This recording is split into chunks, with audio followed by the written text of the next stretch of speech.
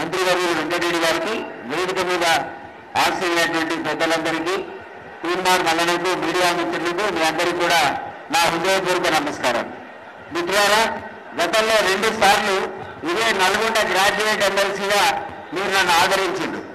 ఆ సమయంలో మేమందరం పోరాడింది తెలంగాణ కోసం మీకు తెలుసు, ముందు వరుసలో ఉండి పోరాడినాం. కానీ అధికారం తెచ్చుకున్న తర్వాత కేసీఆర్ ఏం చేసిండో, తెలంగాణ ఎట్లా ఆగం చేసిండో మనం చూసినాం.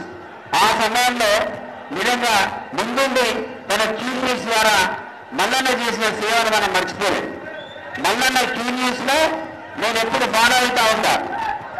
అందులో ఎంతో మంది అధికారంలో లేని మల్లన్న దగ్గర పోయి సమస్యను చెప్పుకోవడం, ఆయన డైరెక్ట్ అధికారంతో మాట్లాడడం, ఆ సమస్యను పరిష్కరించే విధానం అన్నది మనందరం చూసినాం.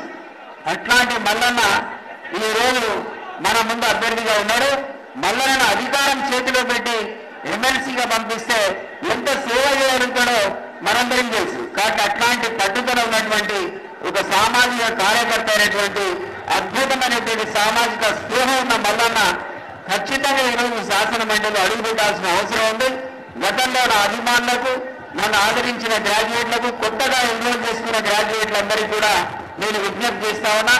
మల్లను భారీ మెజారిటీతో మనం శాసన మండలి పంపిస్తే మన సమస్యలను మరింత పట్టుదలతో మన భుజాన మీద మన సమస్యలను వేసుకొని మీరే తానని పోరాడే సత్తా ఉన్న నాయకుడు కాబట్టి ఆయన మీరందరూ ఆశీర్వదించాలని, భారీ మెజారిటీతో పట్టభద్రులంతా శాసన మండలికి పంపించాలని విజ్ఞప్తి చేస్తూ సెలవు తీసుకుంటున్నాను.